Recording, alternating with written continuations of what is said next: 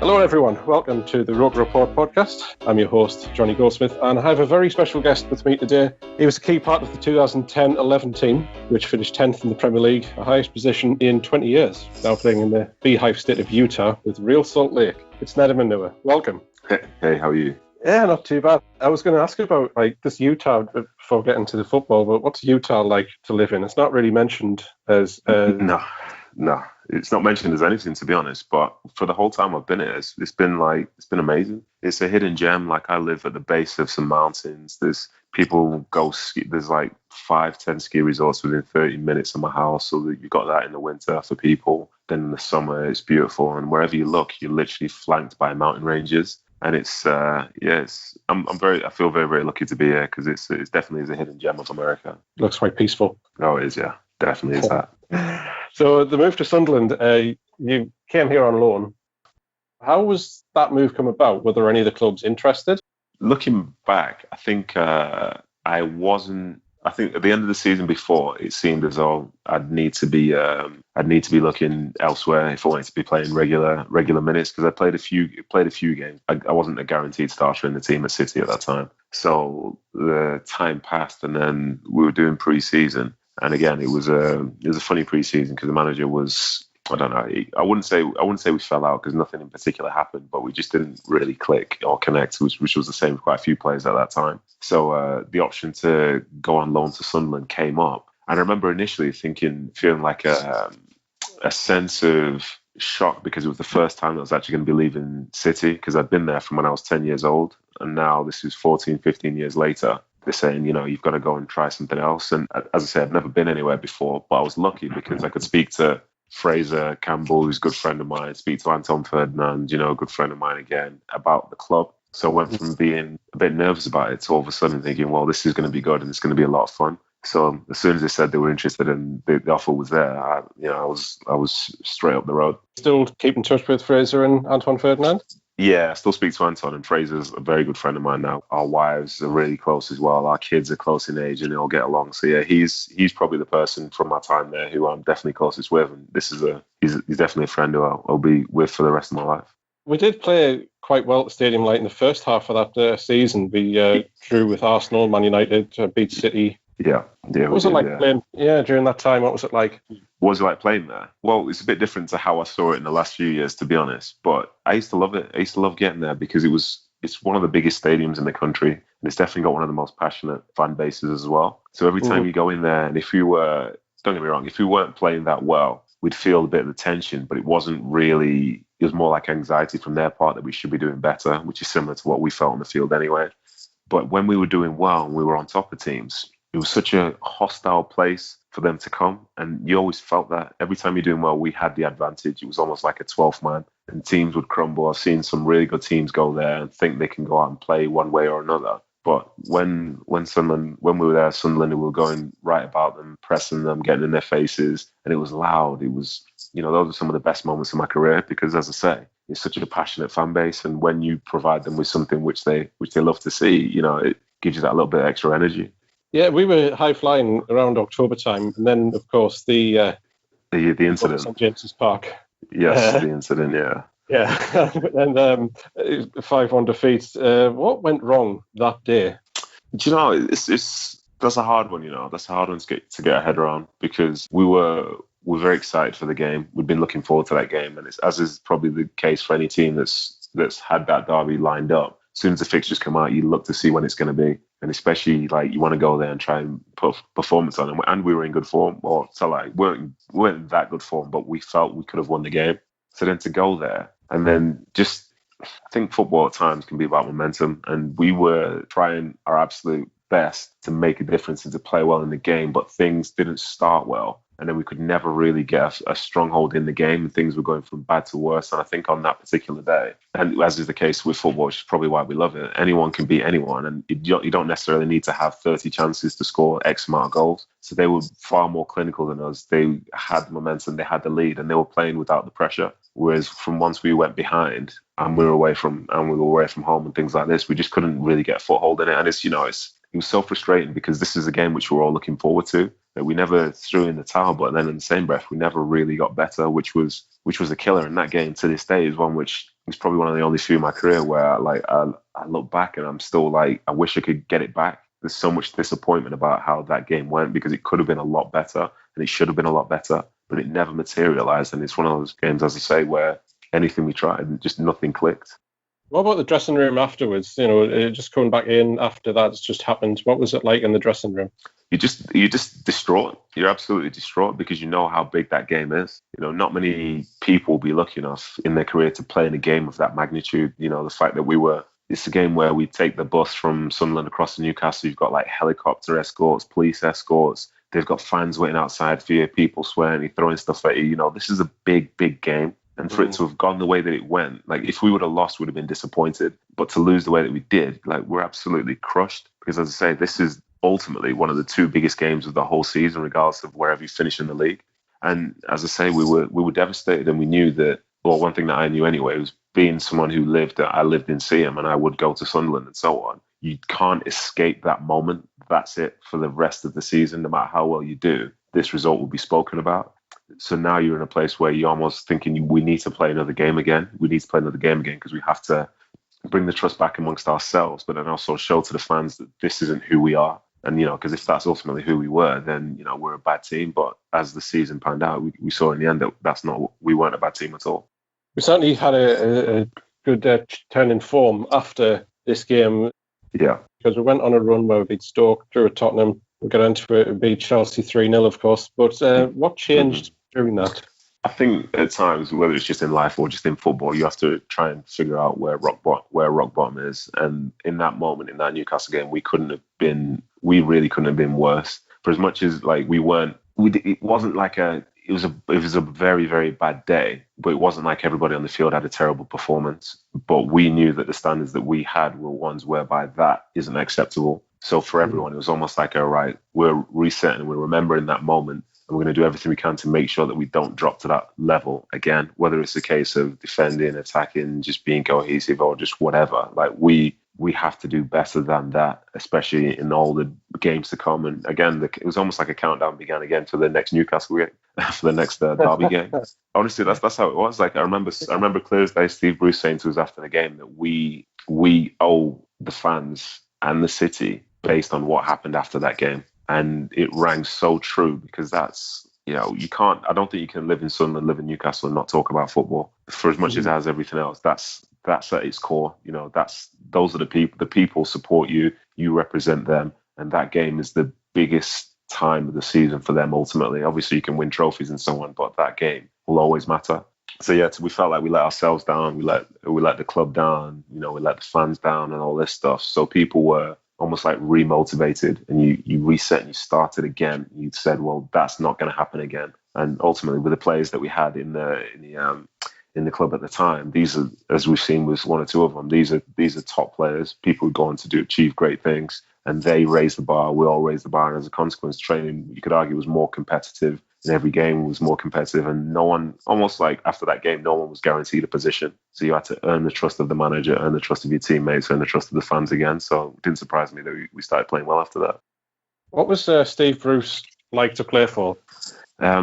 He was, so I didn't know much about him really before I joined. Like I knew people who played with him, but we never really spoke about him. But he was I think he's good because he represents what it is up there. He's a very, very passionate man, and he has his ideas about how he wants you to play and so on and so forth. But it always comes from a place whereby you are a committed player to your teammates around you and to the people that come to watch you, So even if you were, say you could be the best player in the world, but if you lack the heart and commitment, you're not going to play for him. So that was something whereby in the team, everywhere you looked, everyone was basically on the same page and committed to doing the same thing, whether that was Bolo Zenden, who's played in Champions Leagues, won Champions League and stuff, or, it could be someone that was coming through the academy at the time. Like everyone shared that same goal and same belief, and that a lot of that was down to him and the way that he made us train. Like you had to be fit, you had to be competitive, and you had to understand why you were doing what you were doing. And yeah, he was good. He was definitely a good person to play for, and it was the fact that he played as well in the Premier League is someone who you can talk to about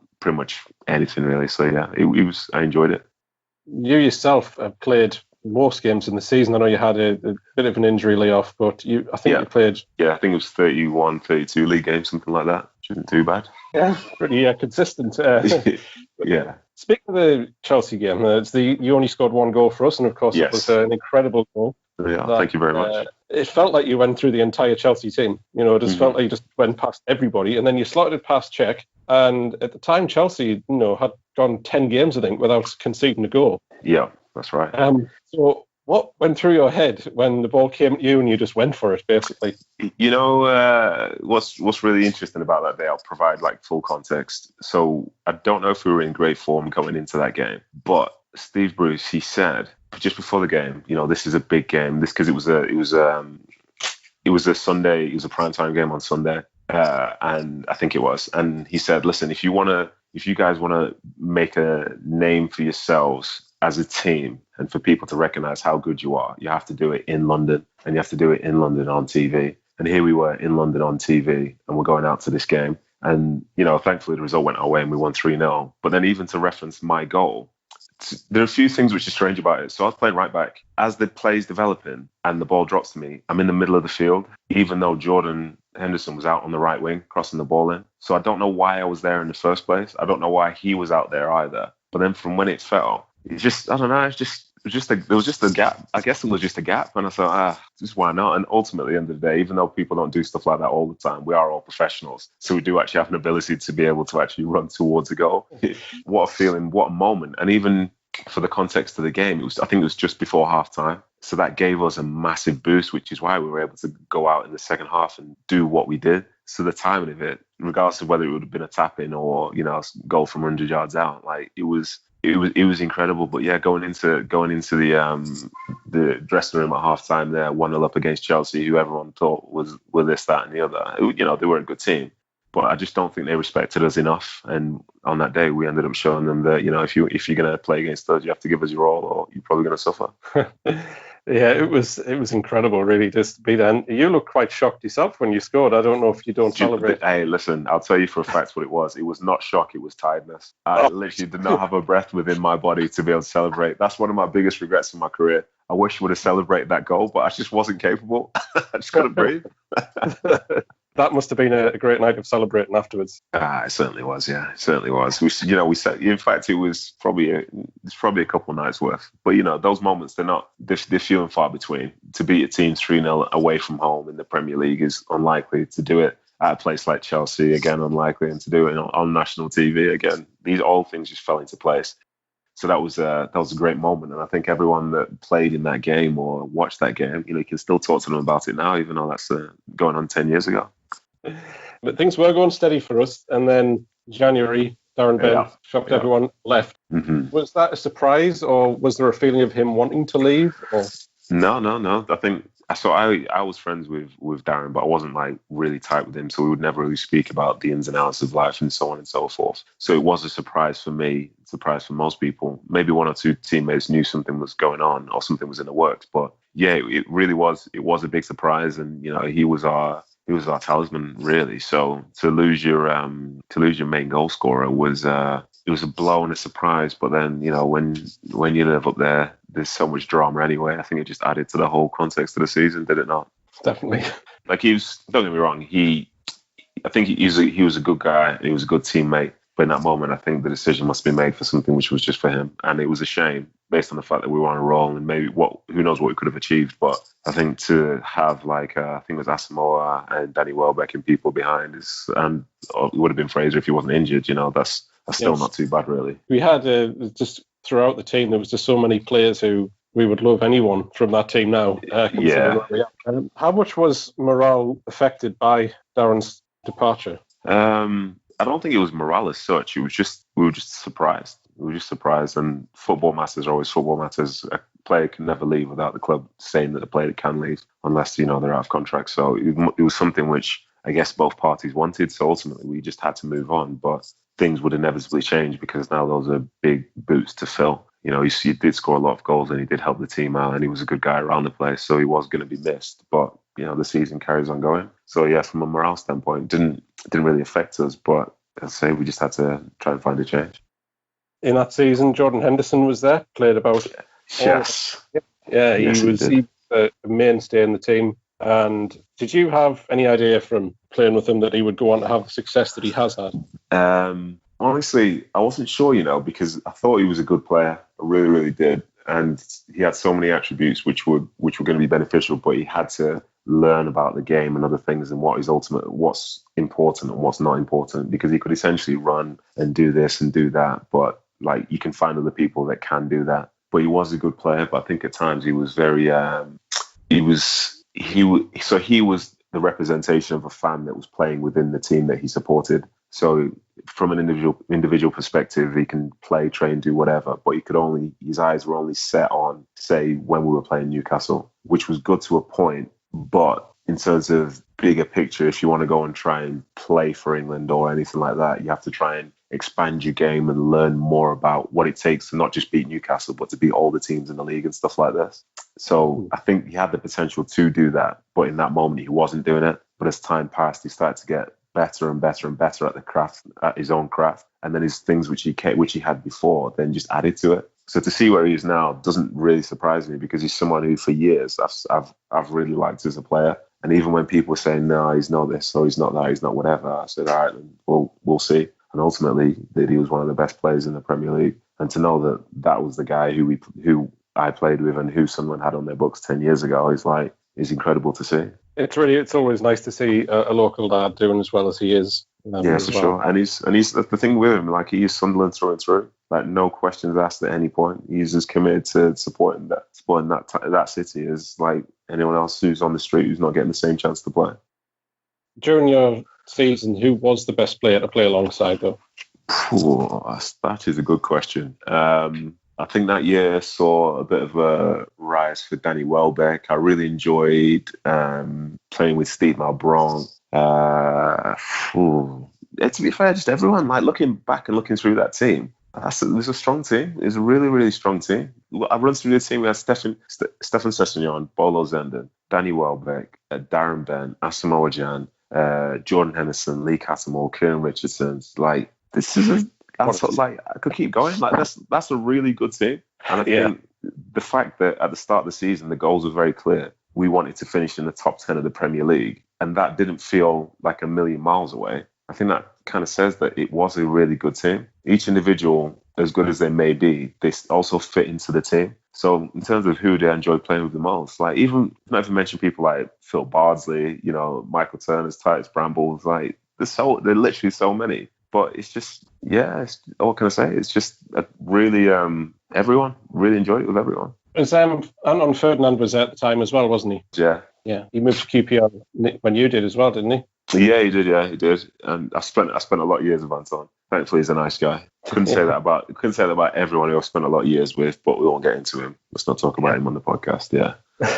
Was there any talk of you staying past the loan?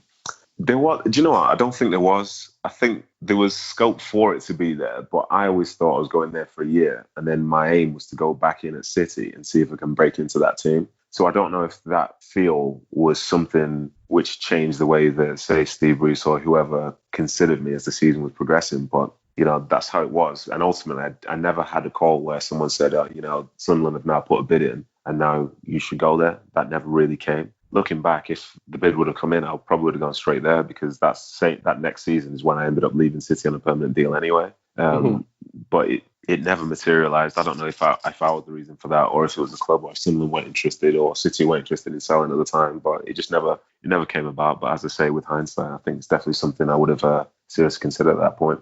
So you did move to QPR in 2012 and spent 6 years there, was it? Yeah, 6.5 years it was, yeah. Saw a lot of managers come and go, but who had a best relationship with? Best relationship with, I'd probably say either... I had good relationships with a lot of them, to be honest. In fact, probably didn't have a good one with maybe one or two. But I really enjoyed working with Mark Hughes and Jimmy Floyd Hasselbank, because there were people like with Mark Hughes. I ended up understanding their training patterns and why they did what they did. And you could always speak to them and ask them questions. With Mark Hughes, it wasn't a guarantee that you'd be playing every single week for anyone, but you could speak to him and understand why he was doing what he was doing. And then with Jimmy, he's just like, I suppose I'm just really lucky, because those were two strikers who I used to watch as a kid, and they were playing for the best teams, and I actually really, really loved them as players. And then when I met them, someone like Jimmy is a really good guy as well. So to then be getting coached by someone who's been at the top level and is at the time was trying to achieve a coaching status at the top level as well. It was very good. Is there any sort of weird training methods that any of them had?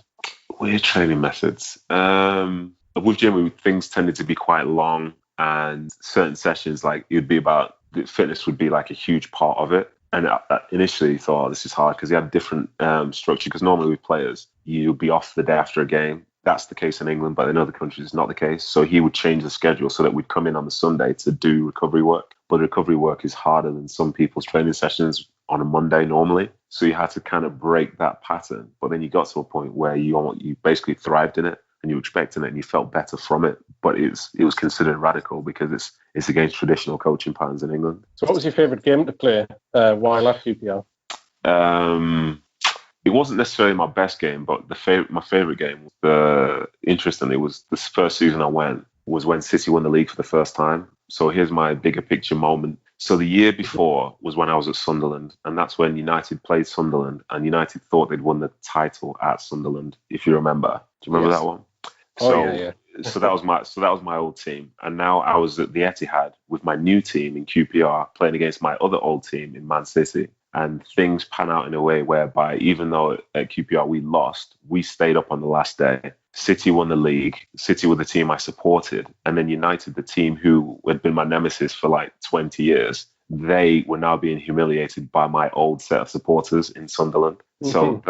So that day to me featured everything. And it was perfect. Yeah, that's without doubt one of the best days of my life. Not just my career, my entire life. So yeah, that was a very special moment for me. You see one moment in that game after they've won the title. You see Djibril Cissé celebrating with Nasri, even though they're on the opposite teams. Yeah, exactly. It was insane. So I've seen in the past teams whereby both teams stay up on the same day because they're playing against each other and the crowd's like doing whatever. But I've never seen a team win a league and a team stay up in that same moment. So all the players on the field when the whistle was done were happy, and everyone in the stadium was celebrating at the same time. Both sets of coaches were celebrating for different reasons at the same time as well. So it was just a big party as opposed to an actual game of football, which is, those moments are very, very rare. You moved to Real Salt Lake City in Utah. How different is playing in the MLS to the English leagues? It's completely different. It's completely different from for lots of different reasons, really. Not necessarily just because, the football's ultimately different, but just the way that it's run. So, for example, it's essential, the players aren't owned by the teams. They're owned by the league. And so as a consequence, everyone has to do this, everyone has to do that. There's no club that makes the decision about this is what we want to do, that's what we want to do. Because if you make that decision, everybody else has to do it as well. So it's very different. And then even with travel, there's no travel 10 miles or whatever to get to Newcastle from Sunderland. You're flying to every destination that's away. And some of those flights range from from where we are, you can be flying for an hour or you could be flying for 5. So it is, it's different, and that you fly into different time zones as well. So yeah, it's different, but it's what I wanted in my career at that moment, because it almost makes you have to relearn the game and relearn just what it's like to be a professional, especially because most of the players over here I've not watched before. So when you go out to a game, instead of playing against someone for the 10th time in the last 5 years, now it's like, well, if you're playing someone for the first time, and to be 30 plus doing that, it keeps you young. I can't imagine that as many away fans again. Zero. There are probably like 4 teams who have away fans travel. That's pretty much it. But the rest of it, it's home. And it's don't get me wrong, the whole bouncing stadium and heckling and whatever and crazy atmospheres, I think that exists more in the UK and just around the world compared to here. But then here, where I'm at in Utah, I can bring my kids to games and know that they're going to be all right. So that's also, at the age that I'm at now with the 3 kids, that's a big benefit for me. Yeah. Last season you did play against Zlatan Ibrahimovic. Oh yeah, yes I did. Yes I did. There's something happened in that game. Talk us through that. So in the game itself, we were just playing.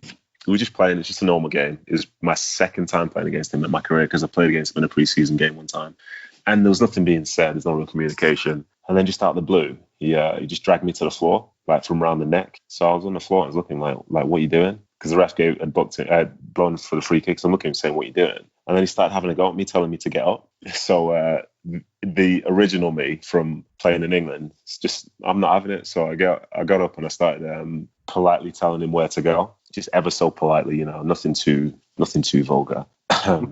So I was telling him that, and then from there it was like so awkward for the rest of the game, just because he was always we're ultimately playing against each other, and he's running his mouth, so I'm giving him some back and all this stuff. But then when corners are coming in, we're just standing next to each other, so it's a bit personal.